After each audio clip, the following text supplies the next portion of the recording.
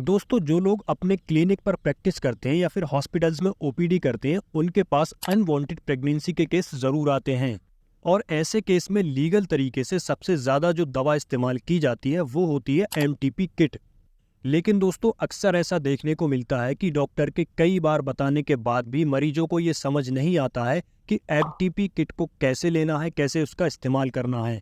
और कई बार बहुत सारे मरीज गलत तरीके से इसका इस्तेमाल कर लेते हैं, जिसकी वजह से बहुत सारे कॉम्प्लिकेशंस देखने को मिलते हैं। तो दोस्तों, आज की वीडियो में हम लोग बात करने वाले हैं एमटीपी किट के बारे में, कैसे हमें इसका इस्तेमाल करना चाहिए और सबसे ज़रूरी बात, कब कब इसका इस्तेमाल करना चाहिए। और अगर एमटीपी किट लेने के बाद भी अबॉर्शन नहीं होता है, बच्चा नहीं गिरता है, तब हमें ऐसी कंडीशन में क्या करना चाहिए। दोस्तों, सबसे पहले तो आप लोगों का ये जानना बहुत ही ज़रूरी है कि इंडिया के अंदर बिना वैलिड और लीगल रीज़न के अबॉर्शन करना इलीगल है। आप लोग अबॉर्शन सिर्फ ऐसी कंडीशन में कर सकते हैं जहां पर अनवांटेड प्रेगनेंसी हो, जैसे कि रेप केसेस में होता है या फिर सेक्सुअल असॉल्ट में होता है, या फिर आपके डॉक्टर ने आपको सलाह दी हो क्योंकि आपका जो फीटस है, आपका जो बेबी है, उसे कई सारे कंजेनाइटल डिसऑर्डर्स हो सकते हैं। हो सकता है वो फिजिकली डिसेबल्ड हो या फिर मेंटली डिसेबल्ड हो। तो ऐसी कंडीशन में आप लोग लीगल तरीके से अबॉर्शन कर सकते हैं। और दोस्तों, इसमें जो दवा दी जाती है जिसे एमटीपी किट कहते हैं, ये एक प्रिस्क्रिप्शन बेस्ड मेडिसिन है। तो आप लोग अपनी डॉक्टर के सलाह के बाद ही इस दवा का इस्तेमाल करें। बिना डॉक्टर की सलाह के ये दवा इस्तेमाल बिल्कुल भी नहीं की जाती है। तो चलिए बात कर लेते हैं कैसे हमें एमटीपी किट का इस्तेमाल करना होता है। दोस्तों, एमटीपी किट में टोटल 5 टैबलेट्स होती हैं, जिसमें एक बड़ी वाली टैबलेट 200 mg की होती है, जिसके अंदर मीफीप्रिस्टोन होता है। और जो 4 टैबलेट्स होती हैं छोटी छोटी, वो माइसोप्रोस्टोल की होती हैं, वो भी 200 माइक्रोग्राम की होती हैं। दोस्तों, यहाँ पर जो मीफीप्रिस्टोन है वो एंटी प्रोजेस्टेरॉन होता है, जो कि प्रोजेस्टेरॉन के सिक्रेशन को रोक देता है, जिसकी वजह से बेबी की ग्रोथ होती है वो रुक जाती है। और जो मीसोप्रोस्टोल है वो आपके यूट्रस की मसल्स को कॉन्ट्रैक्ट करता है, जिसकी वजह से बेबी बाहर आता है, अबॉर्शन होता है। दोस्तों, उससे पहले आपको ये जानना बहुत ही ज़रूरी है कि एमटीपी किट का इस्तेमाल सिर्फ 8 हफ्ते तक के बेबी के लिए किया जाता है। अगर 8 हफ्ते से ज़्यादा आपका गेस्टेशन पीरियड है, आपकी प्रेगनेंसी है, तब ऐसे में एमटीपी किट का इस्तेमाल नहीं किया जाता है। तो दोस्तों, सबसे पहले आपको डे 1 में मीफीप्रिस्टोन की एक टैबलेट लेनी होती है, जो कि आप लोग नॉर्मली खाने के बाद ले सकते हैं।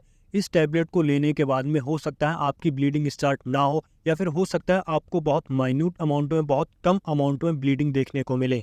उसके बाद दोस्तों, अगले दिन आपको माइसोप्रोस्टोल की 2 टैबलेट्स लेनी होती हैं। इन टैबलेट्स को आप लोगों को अपने मुंह में रखना होता है आधे घंटे के लिए, और उसके बाद निगल लेना होता है। या फिर अगर आप लोग चाहे तो इसे खाने के बाद नॉर्मली खा सकते हैं, जैसे हम लोग बाकी दवाइयाँ खाते हैं। इसके बाद में आप लोगों की ब्लीडिंग धीरे धीरे स्टार्ट हो जाती है। और दोस्तों, जब एक बार ब्लीडिंग स्टार्ट हो जाती है, तब हम लोगों को ये देखना होता है कि कितने अमाउंट में ब्लीडिंग हो रही है।